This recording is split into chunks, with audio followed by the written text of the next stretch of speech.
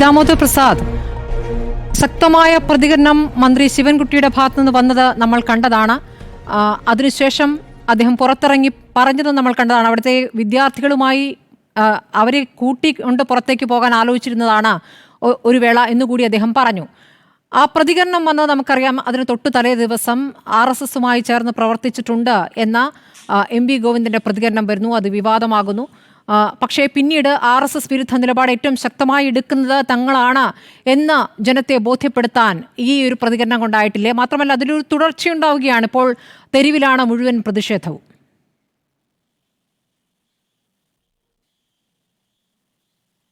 സ്മൃതി, അതിനുമുന്നുണ്ട്. എനിക്ക് ബഹുമാനപ്പെട്ട BJPയുടെ വക്താവ് PR ശിവശങ്കറെ തിരുത്താനൊന്നും ആഗ്രഹിക്കുന്നുണ്ട്. അദ്ദേഹം ഗൂഗിൾ സെർച്ച് ചെയ്യാണെന്ന് തോന്നുന്നു എനിക്ക്. ലെനിൻ അങ്ങനെ പുസ്തകം എഴുതിയിട്ടില്ല. മാത്രമല്ല, ലോകത്തെ എല്ലാ കമ്മ്യൂണിസ്റ്റുകാരും, അത് ഏത് രാഷ്ട്രീയ പാർട്ടി ആയിക്കോട്ടെ, ഏത് കമ്മ്യൂണിസ്റ്റ് പാർട്ടി ആയിക്കോട്ടെ, ലോകത്ത് ഏത് കമ്മ്യൂണിസ്റ്റുകാരും ആരാധനയോടുകൂടി കാണുന്ന ഒരു പുസ്തകം അമ്മയാണ്. അമ്മ എന്ന പുസ്തകത്തിന്റെ പേര് മാക്സിം ഗോർക്കിയാണ്. ദാമോദർ പ്രസാദ് പറഞ്ഞു തുടങ്ങിയിട്ടല്ലേ ഉള്ളൂ, അദ്ദേഹം പറയട്ടെ. അല്ല, അങ്ങനെ എന്നെ തിരുത്തിയപ്പോ ഞാൻ പറയുന്നത്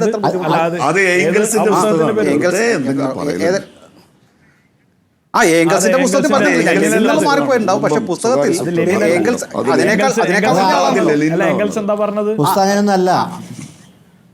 ഏംഗൽസ് തന്നെ എഴുതിയിട്ടുണ്ടല്ലോ.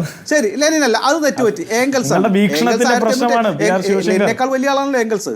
എംഗൽസ് എന്താ പറഞ്ഞത്? വീക്ഷണത്തിന്റെ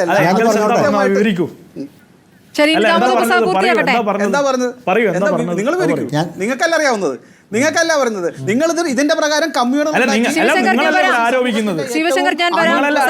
കുടുംബമാണെന്നും അതിൽ സ്ത്രീകളെ അടിച്ചമർത്തിരിക്കുകയാണെന്നും എന്നല്ലേ കൃത്യമായിട്ട് പറഞ്ഞത്. പച്ച കള്ളം പറയുമ്പോ പിന്നെ ഇടപെടാതിരിക്കാൻ പറ്റുമോ? ശരി ശരി, അത് ദാമോദർ പ്രസാദ് വിശദീകരിച്ചുകൊണ്ടിരിക്കുകയാണല്ലോ.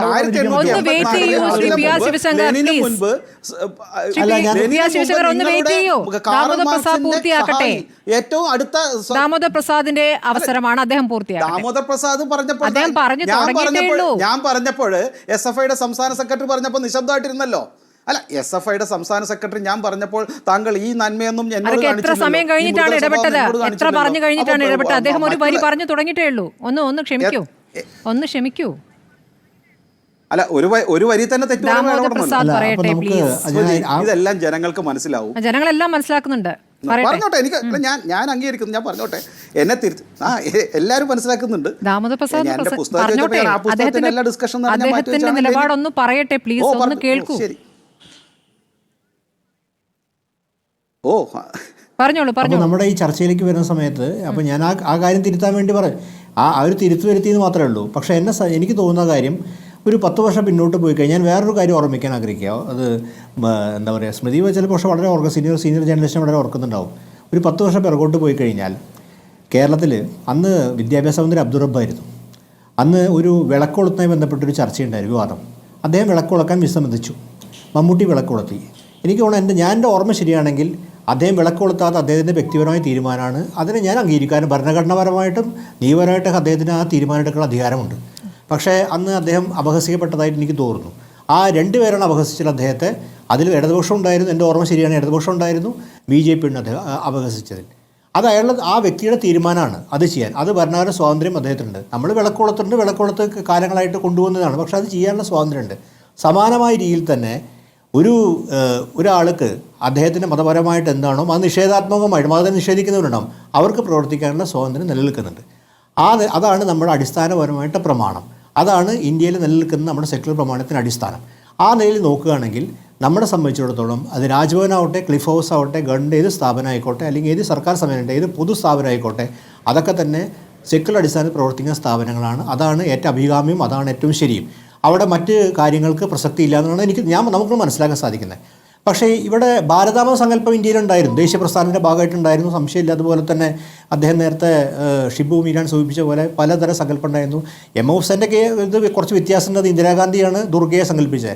പക്ഷേ ദുർഗാ മാതാവല്ല ഇന്ത്യയുടെ ഒരു സങ്കല്പമായിട്ടുണ്ട്. ഭാരത മാതാവിന് വേറെ സങ്കല്പം ഉണ്ടായിരുന്നു. നെഹ്റുവിൻ്റെ പുസ്തകം തന്നെയുണ്ട്, നെഹ്റുവിൻ്റെ അതിനെക്കുറിച്ചുള്ള ദീർഘമായ എഴുത്ത് തന്നെയുണ്ട്, വാട്ട് ഈസ് ഭാരത മാതാവ് പറഞ്ഞിട്ട്.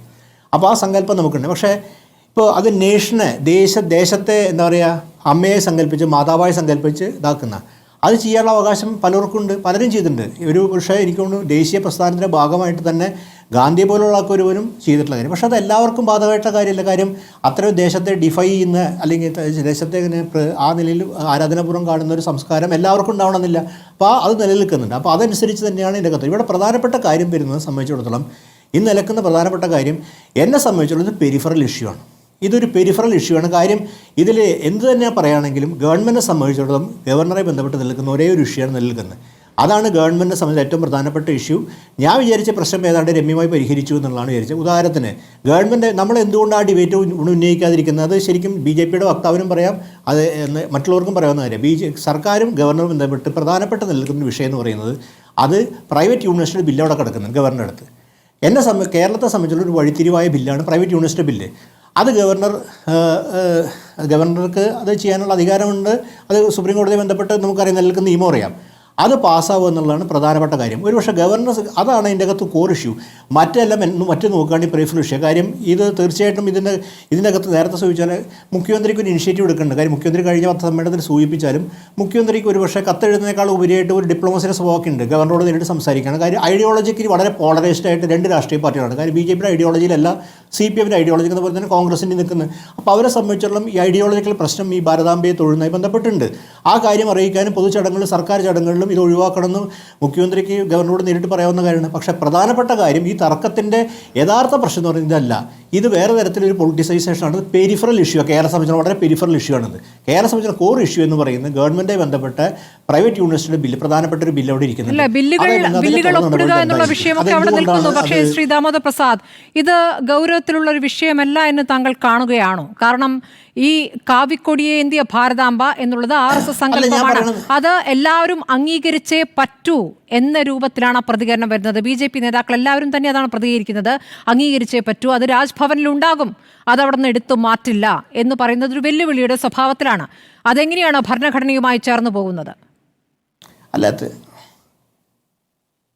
തീർച്ചയായിട്ടും ഭരണഘടനാപരമായിട്ടല്ല. മാത്രമല്ല ഇന്നലെ മുഖ്യമന്ത്രി സമ്മേളനത്തിൽ വളരെ വ്യക്തമായിട്ട് വിശദീകരിക്കുകയും ചെയ്തൊരു കാര്യമാണ് അതിൻ്റെ അകത്ത് എന്താണെന്നുള്ളതും.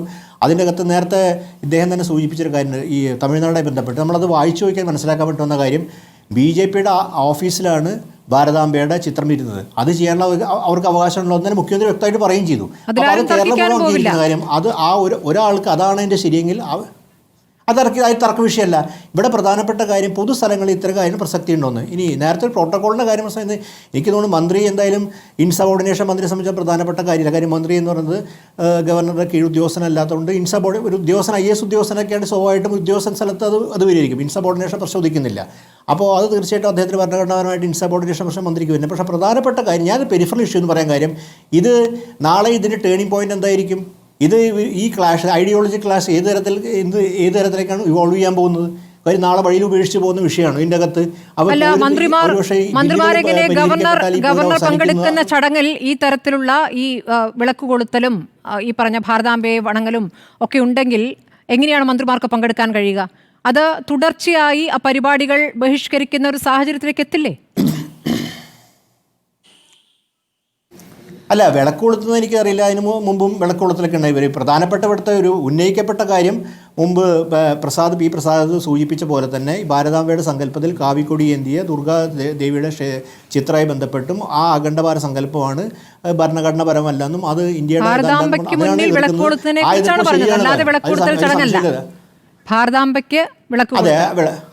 അല്ല വിളക്കോളത്തിനെ കുറിച്ച് അത് ഇൻസിസ്റ്റ് ചെയ്യുന്നതിനെ സംബന്ധിച്ചിടത്തോളം മുഖ്യമന്ത്രിക്ക് പ്രധാനപ്പെട്ട ഒരു കേരളത്തിൻ്റെ ഒരു ഗവർണൻസ് ഹെഡ് നിലയ്ക്ക് മുഖ്യമന്ത്രിക്ക് പ്രധാനപ്പെട്ട റോളുണ്ട്. കാര്യം നമ്മുടെ കോൺസ്റ്റിറ്റ്യൂഷണൽ ഹെഡ് ഗവർണറായിരിക്കെ തന്നെ ഇവർ തമ്മിൽ കമ്മ്യൂണിക്കേഷൻ ഉണ്ട്. ഈ കാര്യത്തെക്കുറിച്ച് പറഞ്ഞ കാര്യം ഐഡിയോളജിക്കലി ഡിവൈഡഡാണ് അതിൻ്റെ അകത്ത് പ്രധാനപ്പെട്ട കാര്യം. മാത്രമല്ല അതിന് മുഖ്യമന്ത്രിക്ക് ഇന്നലെ സമ്മേളനം പറഞ്ഞ പോലെ തന്നെ ഭരണഘടനാപരമായിട്ട് ഇതാണെന്ന കാര്യം പറയാം തീർച്ചയായിട്ടും ഗവർണർ അറിയിക്കാമല്ലോ.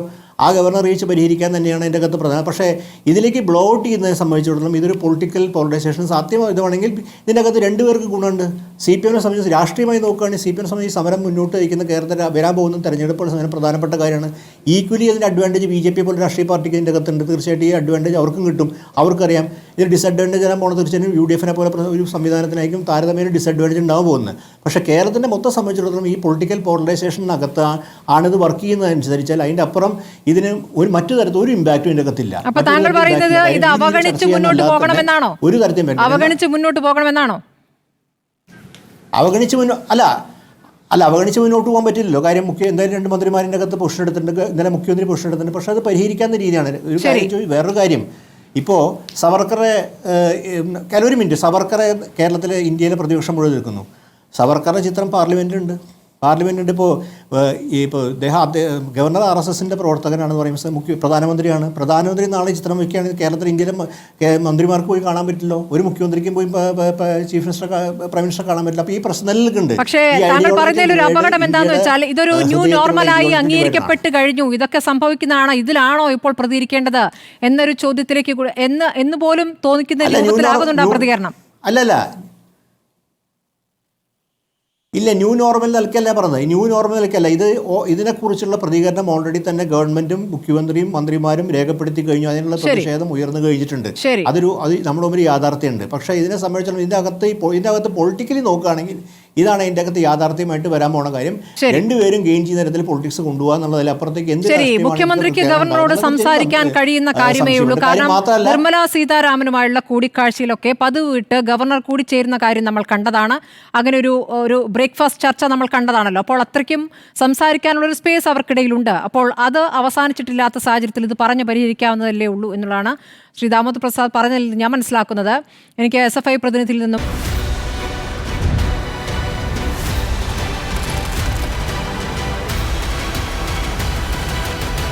ഡിബേറ്റ് വിത്ത് സ്മൃതി പരുത്തിക്കാട്.